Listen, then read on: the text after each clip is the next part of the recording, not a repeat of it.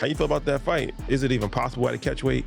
There ain't no catch weight. You come up to 47. You're not even entertaining a catch weight. I'm a giant Gervonta fan. I think that guy is so unusual. His style's so unusual, and his patience. If you do fight, what weight would it be at? 195. Oh, wow. So he would go all the way from 40 to 95? Yeah, I mean, it would be an exhibition. Okay. But, and so what does that mean? Is that 3-minute rounds? Yeah, 10 3-minute rounds. Joe Rogan and Terence Crawford take the ring in their analysis of the shocking announcement of the Jake Paul vs. Gervonta Davis showdown. The unlikely crossover event will be shown live on Netflix from Atlanta's State Farm. Arena sparking controversy as Paul, a cruiserweight competitor, prepares to face the undefeated lightweight champion Davis in a catchweight bout with a startling size difference of 65 pounds. Critics are calling the show a freak show. Rogan and Crawford examine the ramifications for boxing's credibility, integrity, and future amid the criticism. First few rounds, he throws very few punches. He's just measuring. He's a computer, man. Yep. He's just getting the data on you, faking you, taking pictures of everything you do, and then like round 3, round 4, he starts to fucking and he's slipping, pop, pop, pop. He's got special power too. His power's special. And he's mean too. As well, man. Mean is a big part of it, isn't it? I think having that dog, being mean is like the biggest part in it, you know? You be a great athlete. One day you're gonna come across another great athlete. You know, it's who's got more dog in him. Jake Paul transformed his influencer reputation into a respectable boxing career with high-profile crossover fights and business ventures. People are like so fucking insecure. Kind of lost myself in the whole entertainment world, and so when I found boxing, it gave me that like routine, that discipline. I got to like take time for myself in these boxing camps, and every day for training I had to like meditate. And boxing gave me the ability to like reflect on myself and like realizing who I was and who I wanted to be, and that helped me mature. You get addicted to that validation from others, and that's something that I realized that I had to face. And like, why do so many people want clout? I'm not good enough. I need followers. I need likes. It's driving a lot of our generation because they're working so hard to get this external validation. By winning world titles and making a lasting impression, Davis rose to become one of boxing's most feared punchers. Paul, a cruiserweight who weighs over 200 pounds, and Davis, a lightweight champion who weighs around 135 pounds, will be separated by a significant 65 pounds. 25 is at the next year. I'm out of it. After our second fight. You're out of it? Yeah. Care to elaborate on that? Out of the sport. After our second fight. Nah, no, I'm gonna win, bro. Nah, I could tell you my fights. Despite the criticism, Joe Rogan has consistently supported Jake Paul's legitimacy as a fighter. On his podcast, Rogan praised Paul's clean, efficient approach and added that nothing he's doing seems wrong, proving that he is a professional boxer. He went on to say that although many didn't agree with his point of view at first, they are slowly coming. Jake Paul wasn't Jake Paul if he wasn't this YouTube guy. He was just a boxer. And you see a boxer knock out the former UFC welterweight champion, not just the former, but one of the best ever. Knock him out with one punch like that. Like, oh man, have you seen this Jake Paul dude coming up? He's fucking for real. Because nothing about watching him fight, to me, screams like he's in over his head. Nothing. He looks like a real boxer. At the same time, Rogan has praised Davis' stunning knockout abilities. The fact that the Southpaw still had amazing force in spite of Davis's very unremarkable physique, there is nothing especially remarkable about his appearance has astonished him. Following his victory over Ryan Garcia, Rogan described Davis's style and presence as frightening, likening him to a little Mike Tyson in terms of the psychological threat he poses in the ring. Even the best fighters eventually deteriorate, he said. stressing that boxers have a limited something. He's so unique. I think if you look at all the active boxers who are champions, he may throw the least amount of punches. Yeah. Because he sets guys up. And so the first few rounds, he's just calculating you, trying to find your openings, testing you. His first round of his last fight, I mean, how many punches did he throw? Like very few. Yeah. But goddamn, when he hits you, you're fucked. That dude can crack. He's so good, he's so accurate, and he's so sneaky, the way he like dips inside, cuts in uppercuts. And his power, man, his power is just extraordinary. I am really interested to see if Ryan Garcia can handle that. One of boxing's most well-known technicians startled everyone by stating that he believed Paul had long-term potential. In an interview with the Ariel Helwani show, Crawford acknowledged that Paul has worked hard while training and has improved with time. He praised Paul's beautiful right hand and pointed out that a lot of people judge him too harshly, based on his YouTube beginnings.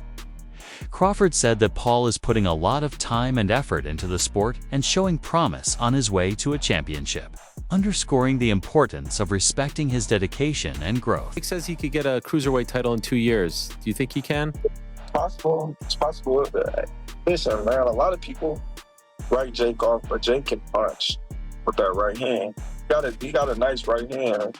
Gained a lot of respect for Jake because he's not a YouTuber that's just boxing just to box. He actually trains and actually want to get better and actually have got better and really putting his time, focus, and energy into boxing. So you got to respect that.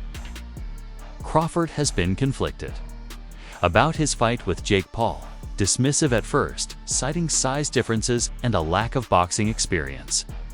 He admitted that he would take the battle if $200 million were provided.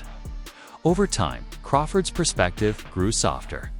He now admires Paul's dedication and development in the ring, praising his attractive right hand and recognizing his progress with worthy stepping stones. However, Crawford emphasized that Paul should take on actual boxers rather than MMA fighters. Although he hasn't explicitly supported it, Crawford hasn't ruled out a fight of that kind either. Do you think you could fight Jake Paul? Would you fight Jake Paul? Nah, he too big. Yeah, Jake big, but he doing his thing, man. I'm gonna let Jake do what Jake. You got 200 million for you. I'm fighting Jake Paul. I'm fighting Jake Paul. Come on, Jake. Hey, Logan, I gotta fight your brother, man.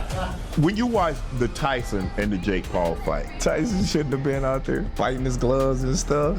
was he biting his glove because that was a tick, or was he biting his glove like, man, I would have hit this joke upside his head so bad, but I can't?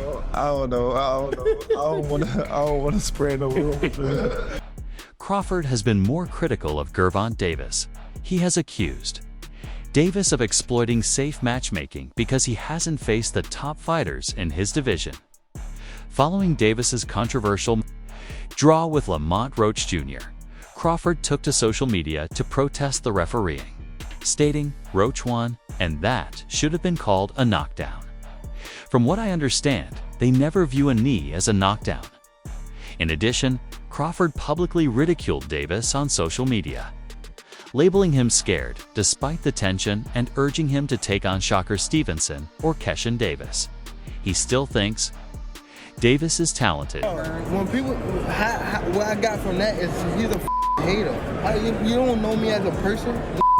Let's say you don't like me. Like, you don't know me.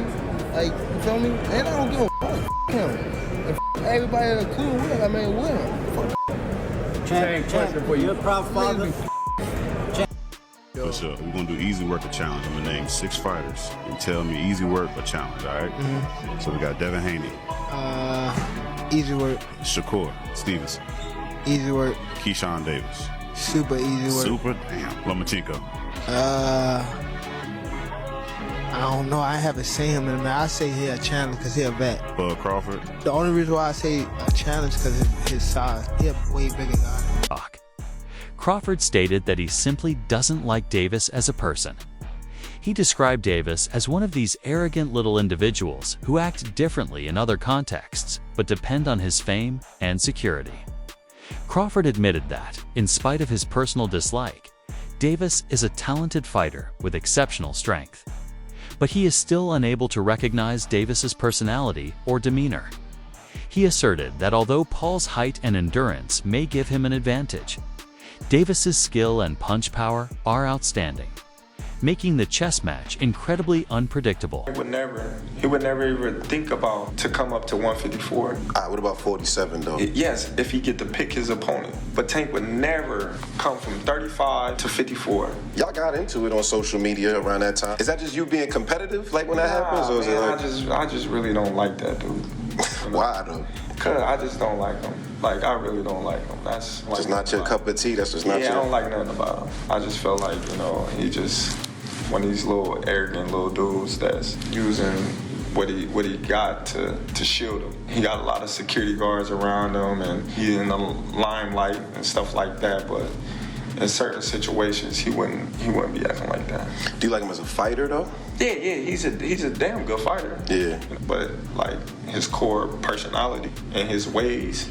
Following the announcement, Davis promoted the fight with a stunning highlight reel that featured both his and Paul's knockouts. By providing fans with a preview of the upcoming fight in Atlanta, the accompanying description conveyed excitement and anticipation for the bout. However, Jake Paul leaned into the spectacle and welcomed the chaos of being the bigger man, portraying the fight as yet another chance to appease doubters. The announcement was met with harsh reactions from the box. I text that tell them boys to give me 150 M's. I'm coming. You know what I mean? When I start streaming out that, stop it, knock it off, cuz. Stop it. Tell them to send that bag, and I'm coming. And I'm, you know. He can't fight, so. Would you look at it as a joke if your team was like, yo, we want you to fight Jake Paul? Would you be like, come on, man? I laugh at him. Like, news being made official. Yeah. Good enough for the sounder. Jake El Gallo Paul taking on Gervonta Tank Davis Friday. It will be the Friday, November 14th. Ain't disrespectful to the sport if he choose that over fighting with me. I'm the best fighter in the sport. I've been telling him that. He called cap on it, so come prove it. Is there a height limit in boxing? Davis's opponent denounced supporters who say Tank is cashing out and fiercely defended him against criticism. Romero denounced the harshness, saying, "That bastard wants to make a quick buck. If he wants to be on that level, then he should do it the right way," he said bluntly. When asked what he would do if he were in Davis's shoes, he said he would put them on their knees. Romero stood up for Davis despite their rivalry. You can't be mad at somebody for doing what they feel is best for them. Will it impact Tank's legacy if Jake Paul were like to beat him or even like knock him out? Dude, Tank's a 3-division world champion, 4-time 3-division world champion. At the end of it, bro, you can't take anything away from him. Bro, you can't be mad at somebody for doing what they feel is best for them. It's the same way Roach feels Tank is the best option for him. Same way that Stevenson thinks Tank's the best option for him, or like all that stuff, right? At the end of it, bro, we just want to do what's best for ourselves, right? Facts. Right or wrong? Facts. So just do what's best for you. The matchup is not as mismatched as people think. Elsa says, he stated on his YouTube channel, "It's not as bad a fight as you guys think," in contrast to the highly talked about Jake Paul versus Anthony Joshua clash. However, Sonnen saw a significant issue. Davis isn't good at selling a battle. He argued that Tank's inability to promote or hype a bout, whether it's the main event or a title fight, reduces the contest's marketing value. Being Tank Davis. Tank is not the guy that knows how to sell a fight. Tank cannot sell a fight in his own division. It could be a title fight, a contender's fight, a main event fight. He could be the favorite, he could be the underdog. Tank doesn't know how to bring that information to you guys in a way that is compelling. And Tank is already blinking in this situation. You have one guy who is argued amongst the pound for pound current greats in boxing. You have another guy that has suggested he should not even be allowed to box, that he should have to call it something different. He should not be licensed. He should not be ranked in the top 14. He should never be selected for a world title. Okay. Now, Tank has one job to do, which is to let anybody know that's listening that it doesn't make any difference, that boxing is a real sport. My skills versus your skills, of which I have an abundance of and of which you have none of. My life's commitment and dedication versus a second or third or fourth thought. Gervonta Davis of TalkSport called the Jake Paul versus Gervonta Davis showdown a circus instead of a real boxing battle, even while it might attract a new generation of young boxing fans from around the globe. He emphasized that the event undermines the legitimacy of professional boxing. Its spectacle-driven appeal threatens to undermine a serious enjoyment of the sport by sugarcoating a battle that deviates from traditional competitiveness, Davies added. Although he admitted that Davis could deliver a knockout, Davis's notion that the matchup's primary value is entertainment, rather than championship merit, highlights the growing tension between boxing as performance and boxing as a respectable, athletic pursuit. Paul, but 8 inches in height difference, 7 weight divisions between them, 5 stone, 70 pounds between them. It's a joke. It's a circus fight as opposed to a disgrace of a fight, which was Anthony Joshua and Jake Paul. At least you feel in this you've got quite a poor, very big one against a pound-for-pound, brilliant, unbeaten little un. And the little un who'll come up to his navel will hit him with a lot of body shots. I said in the week with to Danny Kelly and Charlie Brooker that, do I mean Charlie Brooker? No, Baker. Charlie Baker. That Charlie Brooker's a different person altogether. That he'll be throwing the Superman punch, the leaping left hook. It's going to be a very odd thing. It's called, in inverted commas, an exhibition bout. But everybody in boxing who is a name doesn't mind going in with Jake Paul because they know they're making millions of dollars. And that's the only reason that Gervonta Davis, who's being called the poison little elf by Jake Paul, and it'll be fun in the build-up.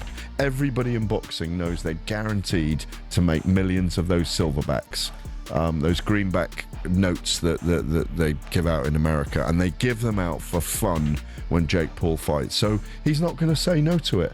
But can you pick a winner in that fight? I don't want to. I don't want to. Listen, no, it's difficult. My reaction to it, and we're going to have an extensive conversation about this a little. 1647. Antonio Tarver expressed his skepticism on the result of the mismatch between a much larger Paul and defensively explosive Davis. He wondered if Davis would just be flinging blows or if he would be able to box tactically on the outside against Paul's weight advantage. Tarver expressed worries that Davis may become less motivated to take on elite opponents after earning a hefty salary rumored to be between $30 and $40 million for the Jake Paul exhibition. He warned that prioritizing appearance over substance could harm Davis's reputation and prevent him from having his finest years as a boxer in real high-stakes matches.